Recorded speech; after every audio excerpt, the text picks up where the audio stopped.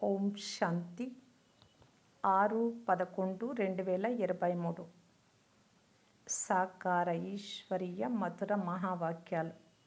మధురమైన పిల్లలారా, దేహీ అభిమానులుగా అవ్వడంలోనే మీకు రక్షణ ఉంది. మీరు శ్రీమతానుసారం ఆత్మిక సేవలో తత్పరులవ్వండి. అప్పుడు దేహ అభిమానము అనే శత్రువు మీపై దాడి చెయ్యదు. ప్రశ్న: వికర్మల బరువు తలపై ఉంది అనేందుకు గుర్తు ఏది? ఆ బరువును తేలిక చేసుకునే విధానం వినిపించండి. జవాబు: ఎంతవరకైతే వికర్మల భారం ఉంటుందో అంతవరకు జ్ఞానధారణ జరగదు. పదే పదే విఘ్నాలు కలిగించే వికర్మలు చేస్తారు. అవి మిమ్ములను ముందుకు వెళ్ళనీయవు. ఈ భారం నుండి తేలికగా అయ్యేందుకు నిద్రను జయించే నిద్రాజీతులుగా అవ్వండి. రాత్రిళ్ళు మేల్కొని తండ్రిని స్మృతి చేసినట్లయితే భారం తగ్గి తేలికవుతారు. పాట: మాతా ఓ మాతా. ఓం శాంతి. ఇది జగదంబ మహిమ. ఎందుకంటే ఇది క్రొత్త రచన. పూర్తి క్రొత్త రచన అయితే ఉండదు. పాతది క్రొత్తదిగా అవుతుంది. మృత్యులోకము నుండి అమరలోకానికి వెళ్ళాలి. ఇది జీవన్ మరణ సమస్య. మృత్యులోకంలో మరణించి సమాప్తమైన అవ్వాలి, లేక జీవించి ఉండగానే మరణించి అమరలోకానికైనా వెళ్ళాలి. జగన్మాత అంటే జగత్తును రచించే తల్లి. వీరు తండ్రి తప్పకుండా స్వర్గ రచయిత. బ్రహ్మ ద్వారా రచనను రచిస్తారు. నేను సూర్యవంశీ, చంద్రవంశీ రాజధానులను స్థాపన చేస్తాను. సంగమ యుగంలోనే వస్తాను అని తండ్రి చెప్తారు. కల్పం యొక్క సంగమ యుగంలో, ప్రతి కల్పపు సంగమ యుగంలో నేను వస్తాను. ఇది స్పష్టంగా అర్థం చేయించాలి. కేవలం మనుష్యులు తప్పుగా పేరును మార్చేశారు. సర్వవ్యాపి జ్ఞానాన్ని ఎవరు వినిపిస్తారో వారిని ఇది ఎవరు చెప్పారు, ఎప్పుడు చెప్పారు, ఎక్కడ లిఖింపబడి ఉంది అని అడగాల్సి వస్తుంది. మంచిది. అలా చెప్పే గీతా భగవానుడు ఎవరు? శ్రీకృష్ణుడైతే దేహధారి.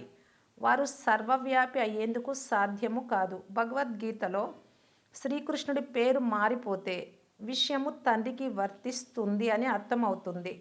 తండ్రి అయితే ఆస్తిని ఇవ్వాలి. నేను సూర్యవంశీ, చంద్రవంశీ వారసత్వాన్ని ఇచ్చేందుకు రాజయోగాన్ని నేర్పిస్తూ ఉన్నాను. లేనట్లయితే 21 జన్మల వారసత్వాన్ని ఎవరిస్తారు?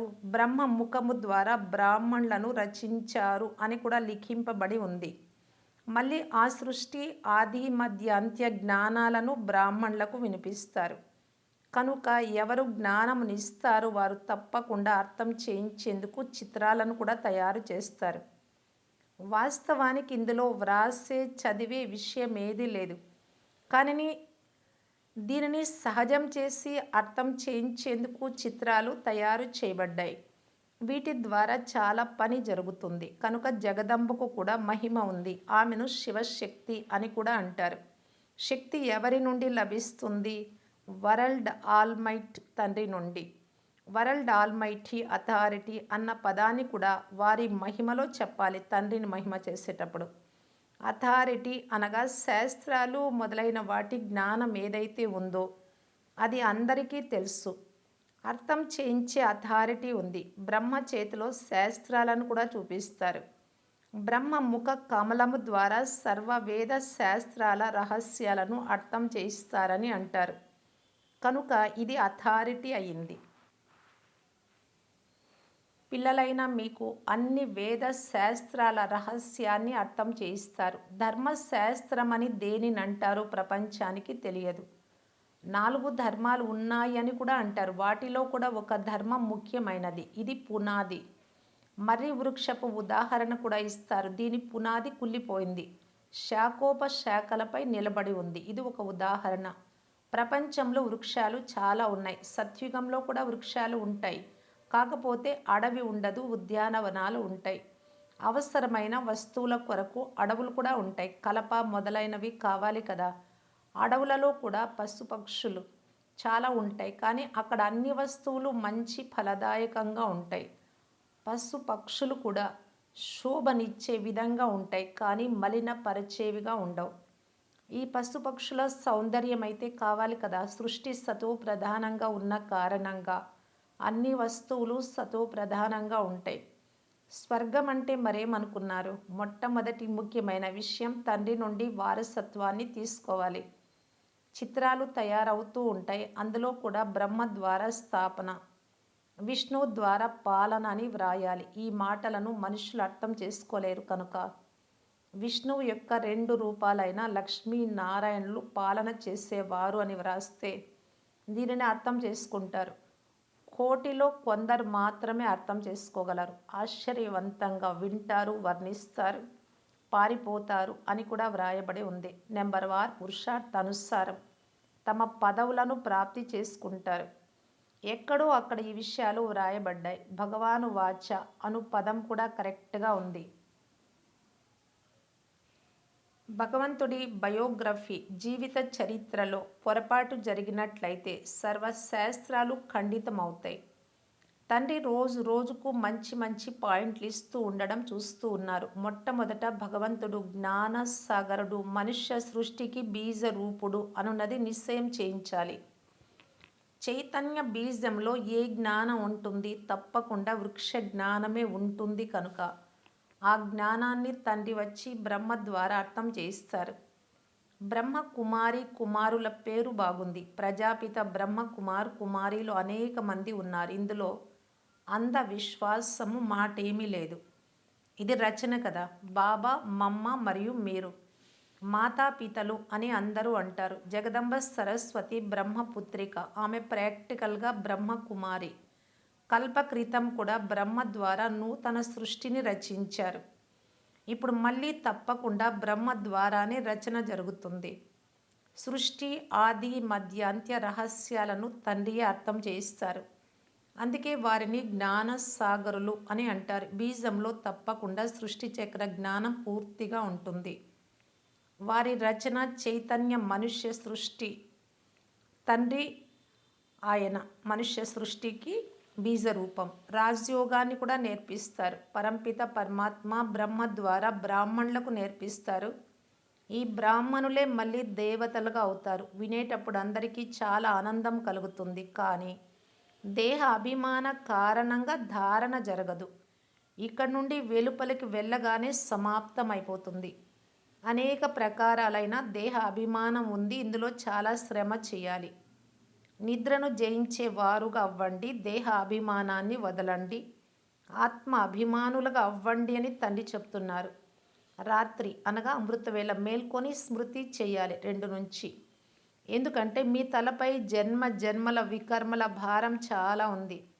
ఇది మిమ్ములను ధారణ చెయ్యనివ్వదు. ఎలాంటి కర్మలు చేశారు అంటే దాని కారణంగా ఆత్మ అభిమానులుగా అవ్వరు. చాలా గొప్పలు చెప్పుకుంటారు. మేము 75% స్మృతిలో ఉంటాము అని చాలా గొప్పలు చారిట్లో కూడా వ్రాసి పంపిస్తారు. కానీ అది అసాధ్యమని బాబా అంటారు. అందరికంటే ముందుకు వెళ్ళేవారే స్వయంగా చెప్తారు. స్మృతి చేసేందుకు ఎంతగా ప్రయత్నించినా మాయ మరిపింపచేస్తుంది అని. సత్యమైన చార్టు వ్రాయాలి అని బాబా కూడా తెలిపిస్తూ ఉన్నారు కదా. కనుక పిల్లలు కూడా అనుసరించవలసి ఉంటుంది. అనుసరించలేకుంటే చార్టును కూడా పంపరు. పురుషార్థం కొరకు సమయం లభించింది. ఈ ధారణ అంత సులభం కాదు. ఇందులో అలసిపోరాదు. కొందరు అర్థం చేసుకునేందుకు సమయం తీసుకుంటారు. ఈరోజు కాకుంటే రేపైనా అర్థం చేసుకుంటారు. ఎవరైతే దేవీ దేవత ధర్మం వారిగా ఉంటారో, ఇతర ధర్మాలలోకి వెళ్ళిపోయి ఉంటారో వారు తప్పకుండా తిరిగి వచ్చేస్తారు అని బాబా చెప్తారు. ఒకరోజు ఆఫ్రికన్లో మొదలైన వారి సమ్మేళనం కూడా జరుగుతుంది. భారత ఖండానికి వస్తూ ఉంటారు. ఇంతకుముందు ఎన్నడూ వచ్చేవారు కాదు. ఇప్పుడు అందరూ గొప్ప గొప్ప వారు కూడా వస్తూ ఉంటారు. జర్మనీ రాకుమారుడు మొదలైన వారందరూ ఎప్పుడూ వెలుపలకు వెళ్ళేవారు కాదు, వేరే దేశాలకు. నేపాల్ రాజు అయితే ఎప్పుడూ రైలును కూడా చూసి ఉండలేదు. తమ పరిమితులను దాటి బయటకు వెళ్ళే అనుమతి లేదు. పోప్ కూడా ఎప్పుడూ వెలుపలికి వెళ్ళలేదు. ఇప్పుడు వచ్చారు. అందరూ వస్తారు. ఎందుకంటే ఈ భారతదేశం అన్ని ధర్మాల వారికి చాలా గొప్ప తీర్థస్థానం కనుక ఈ ప్రకటన తీవ్రంగా వెలువడుతుంది. ఫలానా దేశం వారు వచ్చారు, ఫలానా పోప్ వచ్చారు, ఆఫ్రికన్లు వచ్చారు, జర్మనీ రాజు వచ్చారు. ఇలాగా మీరు అన్ని ధర్మాల వారికి తెలియజేయాలి, నిమంత్రణ ఇవ్వాలి. అయినా ఎవరు దేవతా ధర్మం నుండి కన్వర్ట్ అయి ఉన్నారో వారే జ్ఞానాన్ని తీసుకుంటారు. ఇందులో వివేకం అవసరం. ఒకవేళ అర్థం చేసుకుంటే తప్పకుండా శంకుధ్వని చేస్తారు. మీరు బ్రాహ్మణులు కదా, మీరే గీతను వినిపించాలి. చాలా సహజం. అనంతమైన తండ్రి స్వర్గ రచయిత, వారి ద్వారా వారసత్వాన్ని పొందడం మీ హక్కు. తమ తండ్రి ఇంటికి వెళ్ళేందుకు అందరికీ హక్కు ఉంది. ముక్తి, జీవన్ముక్తుల హక్కు ఉంది. జీవన్ముక్తి అందరికీ లభిస్తుంది. జీవన్ బంధనం నుండి ముక్తులై శాంతిలోకి వెళ్తారు. మళ్ళీ ఎప్పుడు వస్తారో అప్పుడు జీవన్ముక్తి ఉంటుంది. కానీ అందరికీ సత్యుగంలో అయితే జీవన్ముక్తి లభించదు. సత్యుగంలో జీవన్ముక్తిలో దేవీ దేవతలు ఉండేవారు. చివరిలో ఎవరైతే వస్తారో వారు తక్కువ సుఖాన్ని, తక్కువ దుఃఖాన్ని పొందుతారు. దీనికి లెక్కాచారం ఉంది. ఏ భారతదేశం అయితే చాలా శ్రేష్టంగా ఉండేదో అదే అందరికంటే బికారి దేశంగా అయింది. ఈ దేవీ దేవతా ధర్మం అత్యంత సుఖం ఇచ్చేది అని తండ్రి కూడా అంటారు. ఇది తయారై ఉంది. అందరూ తమ తమ సమయానుసారంగా తమ తమ పాత్రను అభినయిస్తారు. హెవెన్లీ గాడ్ ఫాదర్ హెవెన్ను స్థాపన చేస్తారు. వేరెవ్వరూ చేయలేరు. క్రీస్తుకు 3000 సంవత్సరాల క్రిందట తప్పకుండా స్వర్గం ఉండేది, నూతన ప్రపంచం ఉండేది అని కరెక్ట్గానే చెప్తారు. యేసుక్రీస్తు సత్యుగంలోకి రాలేడు. అతడు తన సమయంలోనే వస్తాడు. మళ్ళీ తన పాత్రను పునరావృతం చేయాలి. ఈ విషయాలన్నీ బుద్ధిలో కూర్చుంటే శ్రీమతమును అనుసరించగలరు. అందరి బుద్ధి ఒకే విధంగా ఉండదు. శ్రీమతమును అనుసరించేందుకు ధైర్యం ఉండాలి. తర్వాత శివబాబా, మీరు బ్రహ్మ మరియు జగదంబ ద్వారా ఏం తినిపిస్తారో, ఏది ధరింపచేస్తారో అదే తీసుకుంటాము. బ్రహ్మ ద్వారానే అంతా చేస్తారు కదా, ఇలా మీరు అంటారు. కనుక ఇరువురు కంబైన్డ్గా ఉన్నారు. బ్రహ్మ ద్వారానే కర్తవ్యాన్ని చేస్తారు. శరీరాలైతే రెండు కలిసి లేవు. కొందరి కంబైన్డ్ శరీరాలను కూడా బాబా చూశారు. రెండు ఆత్మలైతే వేరువేరుగా ఉంటాయి. అతుక్కొని పుడుతూ ఉంటారు కదా, అలాంటి వారిని గురించి బాబా చెప్తూ ఉన్నారు. ఇతనిలో బాబా ప్రవేశం చేస్తారు. తండ్రి జ్ఞానసాగరులు. మరి ఆ జ్ఞానాన్ని ఎవరి ద్వారా ఇవ్వాలి? కృష్ణుడి చిత్రం అయితే వేరే. ఇక్కడ బ్రహ్మ కావాలి. వాస్తవంలో బ్రహ్మ కుమారీలు ఎంతమంది ఉన్నారు? ఇది అంధవిశ్వాసం ఏమీ కాదు. దత్తు పిల్లలను భగవంతుడు చదివిస్తూ ఉన్నారు. కల్పక్రితం ఎవరైతే దత్తత వచ్చారో వారే ఇప్పుడు వస్తారు.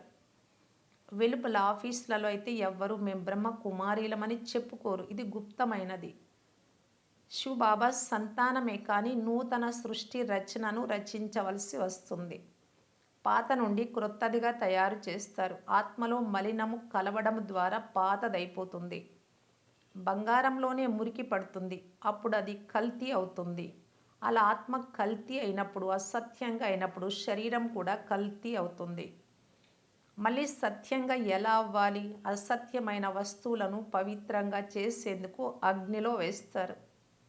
మరి ఎంత పెద్ద వినాశనం అవుతుంది. ఈ పండుగలు మొదలైనవన్నీ భారతదేశానివే. ఇవి ఎవరివి మరియు ఎప్పటివో ఎవ్వరికీ తెలియదు. జ్ఞానాన్ని చాలా తక్కువ మంది తీసుకుంటారు. చివరిలో రాజ్యం లభించినా అది ఎందుకు పనికి వస్తుంది? కొంచెం పురుషార్థం లాస్ట్లో చేస్తారు. లాస్ట్లో కానీ ఫస్ట్లో కానీ కొద్దిగా పురుషార్థం చేస్తే, ఒకవేళ చేశారు అంటే కూడా ఒక జన్మ త్రేతాయుగం అంతిమంలోనే ఎప్పుడో ఒకసారి ఒక జన్మకు లభిస్తుంది. అది ఎందుకు పనికొస్తుంది అంటున్నారు బాబా. సుఖం చాలా తక్కువగా ఉంటుంది కదా, దుఃఖం అయితే నెమ్మది నెమ్మదిగా ప్రారంభం అవుతుంది. కనుక పురుషార్థం మంచి రీతిగా చెయ్యాలి. ఎంతమంది కొత్త పిల్లలు చురుకుగా అయిపోయారు. పాతవారు అంత గమనం ఇవ్వరు. దేహ అభిమానం చాలా ఉంది. సర్వీస్ చేసే వారే తండ్రి హృదయాన్ని అధిరోహిస్తారు. కొద్దిమంది లోపల ఒకటి, వెలుపల మరొకటి అలా ఉంటారు. బాబా ఆంతరికంగా చాలా చాలా మంచి పిల్లలను ప్రేమిస్తారు. కొందరు వెలుపల మంచిగా, ఆంతరికంలో చెడుగా ఉంటారు. కొందరు సర్వీసే చెయ్యరు. గ్రుడ్డి వారికి ఊతకర్రగా అవ్వరు. ఇప్పుడు ఇది జీవన్ మరణ ప్రశ్న. అమరపురిలో శ్రేష్ఠ పదవిని పొందాలి. ఎవరెవరు కల్పక్రితం పురుషార్థం చేసి శ్రేష్ఠ పదవిని పొందారో అదంతా తెలుస్తుంది, కనిపిస్తుంది. ఎంతెంత ఆత్మ అభిమానులుగా అవుతారో అంతంత సురక్షితంగా నడుస్తూ ఉంటారు. దేహ అభిమానం ఓడింపచేస్తుంది. శ్రీమతానుసారం ఎంత ఆత్మిక సర్వీస్ చేయగలరో అంత మంచిది అని బాబా చెప్తారు. అందరికీ బాబా అర్థం చేయిస్తారు. చిత్రాలతో అర్థం చేయించడం చాలా సహజం. అందరూ బ్రహ్మకుమారి కుమారులే. ఆ శివబాబా పెద్ద బాబా తర్వాత మళ్ళీ నూతన సృష్టిని రచిస్తారు. మనుషుల నుండి దేవతలుగా అని మహిమ కూడా చేస్తారు. సిక్కు ధర్మం వారు కూడా భగవంతుడిని మహిమ చేస్తారు. గురు నానక్ వాడిన శబ్దాలు చాలా బాగున్నాయి. సాహెబును జపిస్తే సుఖం లభిస్తుంది. ఇది సందేశం. సత్యమైన స్వామిని స్మృతి చేస్తే సుఖమును పొందుతారు అనగా వారసత్వం లభిస్తుంది. ఏక్ ఓంకార్ అని నమ్ముతారు. ఆత్మను ఏ మృత్యువు కబలించలేదు. ఆత్మ మలినమవుతుంది కానీ వినాశనం అవ్వదు. అందుకే అకాల మూర్తి అని అంటారు. తండ్రి అర్థం చేయిస్తారు, నేను అకాల మూర్తిని. ఆత్మలు కూడా అవినాశి. అయితే ఆత్మలు పునర్జన్మలలోకి వస్తాయి. నేను ఏకరసంగా ఉంటాను. నేను జ్ఞాన సాగరుడను, రూపు బసంతుడను కూడా అని స్పష్టంగా తెలియజేస్తూ ఉన్నారు. కనుక ఈ మాటలు అర్థం చేసుకొని ఇతరులకు అర్థం చేయించాలి. అందులకు ఊతకర్రగా అవ్వాలి. ప్రాణదానముని ఇవ్వాలి. తర్వాత ఎప్పుడు అకాల మృత్యు ఉండదు. మీరు మృత్యువుపై విజయం పొందుతారు. మంచిది. మధురాతి మధురమైన అపురూపమైన పిల్లలకు మాతాపిత బాప్దాదాల ప్రియ స్మృతులు మరియు గుడ్ మార్నింగ్. ఆత్మిక పిల్లలకు ఆత్మిక తండ్రి నమస్తే. ధారణ కొరకు ముఖ్య సారము. ఫస్ట్ పాయింట్, శ్రీమతానుసారం ఆత్మిక సేవ చేయాలి. అందులకు ఊతకర్రగా అవ్వాలి. శంకుధ్వని తప్పకుండా చేయాలి. సెకండ్ పాయింట్, ఆత్మ అభిమానులుగా అయ్యేందుకు స్మృతి చార్టునుంచాలి. ఈరోజు ఎంత సమయం స్మృతి చేశాను అని. అమృతవేళ మేల్కొని ప్రత్యేకంగా స్మృతి చేయాలి. స్మృతి చేయడంలో అలసిపోరాదు. వరదానము, సదా తమ శ్రేష్ఠ షాన్ అంటే హోదా లేక స్వమానంలో ఉంటూ పరేషాన్లను తొలగించే మాస్టర్ సర్వశక్తివాన్ భవ.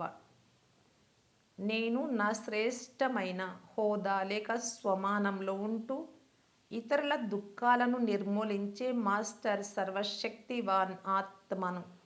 నేను బలహీన ఆత్మను కాదు. ఈ శ్రేష్ఠ స్వమానం యొక్క సింహాసన అధికారిని అనే వరదానాన్ని సదా స్మృతిలో ఉంచుకోవాలి.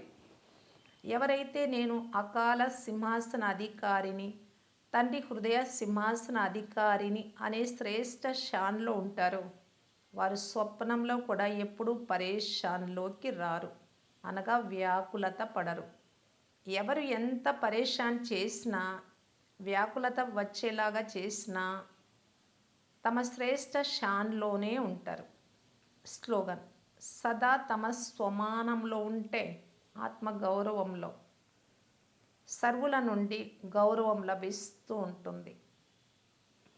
అవ్యక్త ఇషారా, సుఖస్వరూపులై అందరికీ సుఖాన్ని ఇస్తూ సుఖం తీసుకుంటూ ఆశీర్వాదాలు ఇస్తూ ఆశీర్వాదాలను పొందడానికి బాప్దాదా తెలియజేస్తూ ఉన్నారు. వర్తమాన సమయ ప్రమాణం, క్షమించడమే శిక్షణ ఇవ్వటం. ఏ విధంగా శిక్షకుడిగా కావటం ఈజీనో అలాగే క్షమించండి. దయాహృదయులు కండి. కేవలం శిక్షణ ఇచ్చేవారు మాత్రమే కాకండి.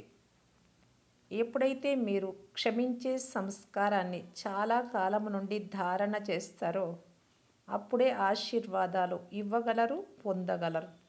ఓం శాంతి.